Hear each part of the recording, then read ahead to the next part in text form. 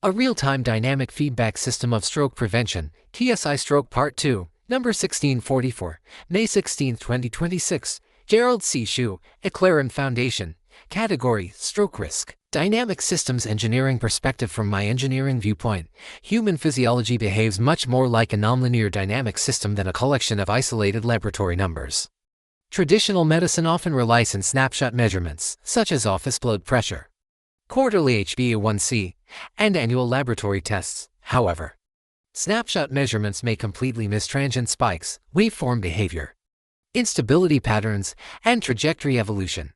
My own monitoring process behaves much more like engineering telemetry, which include continuous sampling, repeated measurements, trajectory monitoring, pattern recognition, and transient event detection. The structure of the observation system itself became extremely important. At present, I manually enter glucose measurements approximately every 15 minutes, meal timing, pre-meal and post-meal states, blood pressure values about every 4 hours except night sleep hours, pulse, pressure map, and TSI-Stroke calculations. Even a single day contains dozens of CGM liver glucose measurements, 20 for BP measurements at 4 different locations, behavioral timing information, and continuous dynamic interpretation. Frankly, the amount of manual labor is enormous. Most people only see the final equations or research papers. They do not see the thousands of repetitive measurements and data entries behind the models. This repetitive workload gradually trained my brain to recognize the dynamic interaction among metabolic stress, vascular loading, autonomic response, and behavioral intervention in real time. Longitudinal observation. Over the past 17 years, I gradually realized that the most important physiological information may not lie in isolated numerical values themselves. Instead, the most important information often exists within trajectory direction, fluctuation pattern, curvature behavior, stability transition, and long-term dynamic evolution over time. From my viewpoint, this resembles the difference between viewing a single photograph versus observing a continuous motion picture. A 2-hour movie contains approximately 172,800 individual still picture frames continuously connected over time. A single snapshot may appear stable and normal while the underlying system may already be drifting toward instability. Continuous longitudinal monitoring reveals the true behavioral trajectory of the biomedical system. A special note of statistical results as observed in the figure. Interestingly, the 3 sets of 90-day moving average curves between TSI-Stroke and its influential variables are TSI versus glucose equals 51% TSI versus BP equals 63% TSI versus SBP equals 19%. These 3 correlation coefficients are not significantly high and do not show strong linear correlations with TSI-Stroke.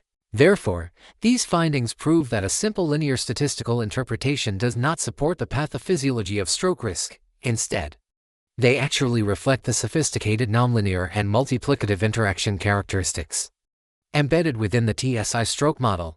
These results are indeed very interesting. They help explain why I do not fully trust traditional linear statistical methods when studying serious biomedical problems such as stroke risk. Even though glucose, BP, and SBP are the 3 dominant input variables inside the TSI-Stroke equation, their individual linear correlation coefficients with TSI-Stroke remain only moderate or even low. From a traditional statistical viewpoint, this might incorrectly suggest that these variables are not strongly related to stroke risk. However, the pathophysiological reality is indeed very deep and different. TSI-Stroke is not built upon an additive or isolated variable structure. It is a nonlinear multiplicative system, and multiplicative systems, the interaction among variables often becomes more important than the independent contribution from each individual variable. A small simultaneous rise in several variables can amplify the overall system output disproportionately, while isolated linear correlation analysis may fail to capture this interaction effect. This is exactly why many biomedical systems cannot be fully understood through simple linear statistics alone. Human physiology behaves more like a coupled dynamic engineering system with continuous interaction, threshold effects, amplification behavior, and time-dependent trajectory changes, rather than a collection of isolated independent variables. Looking from the other side, these relatively low individual correlation coefficients do not weaken the pathophysiological validity of the TSI-Stroke risk model. In fact, They may indirectly support the existence of nonlinear interaction behavior within the biomedical system itself. A bridge engineer does not study bridge collapse by averaging millions of bridges together while ignoring dynamic loading interactions. An aerospace engineer does not analyze wing failure using only linear correlations between isolated variables. They study accumulated stress, fatigue, triggering thresholds, nonlinear amplification, structural instability, and time-dependent dynamics. In my personal opinion, medicine is a much more sophisticated subject than bridges or airplanes. Therefore, why should we rely primarily on statistics alone to understand medicine? There is an old Chinese saying that you cannot understand the entire universe by only using a telescope to look at one corner of the sky. Similarly, I believe we cannot fully understand the complexity of human biomedical systems by relying only on limited statistical observations while ignoring system interactions, trajectories, nonlinear behaviors, and long-term dynamic changes. Human beings first understood the universe by observing small pieces of the sky through a telescope. That was necessary and valuable. However, nobody would claim that one telescope view from one location could explain the entire universe. Science advanced by collecting more observations, improving instruments, observing from different angles, and using computation to integrate fragmented information into a larger dynamic picture. Conclusion: the TSI-Stroke model gradually evolved from a mathematical equation into a real-time dynamic sensing and feedback control system inside my brain. The human brain is truly an amazing organ, something I only began to understand and deeply appreciate after my stroke event 11 months ago. Through repeated daily observation of glucose, SBP, pulse pressure, and behavioral response, my brain gradually developed an instinctive sensitivity toward dynamic cerebral vascular system behavior. From my viewpoint, glucose behaves primarily as a long-term structural stressor, while blood pressure behaves more like a short-term hammer carrying a strong mechanical triggering force. The multiplicative interaction among these three metabolic variables creates a highly sensitive stroke warning tool with nonlinear system behavior capable of rapid trajectory change. Most importantly, this work demonstrates that continuous longitudinal monitoring may reveal physiological behaviors and dynamic instability patterns that are difficult to observe through traditional snapshot-based medicine. Epilogue: over the past 11 months of stroke recovery, I gradually developed an unusual kind of internal pathophysiological awareness.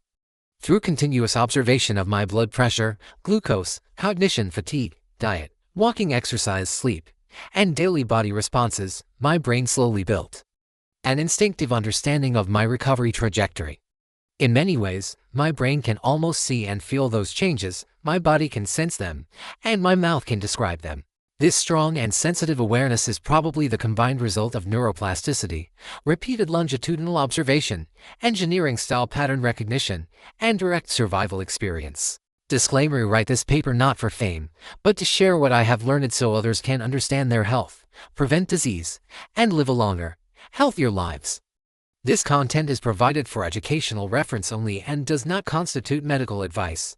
No doctor-patient relationship is created. You may share this summary freely, but it must not be altered, edited, or republished as your own. All intellectual property rights and copyrights for this article and its related materials belong to T.E. author, Gerald C. This content is provided for educational reference only and does not constitute medical advice. No doctor-patient relationship is created. You must share this summary freely, but it must not be altered, edited, or republished as your own. All intellectual property rights and copyrights for this article and its related materials belong to the author, Gerald C.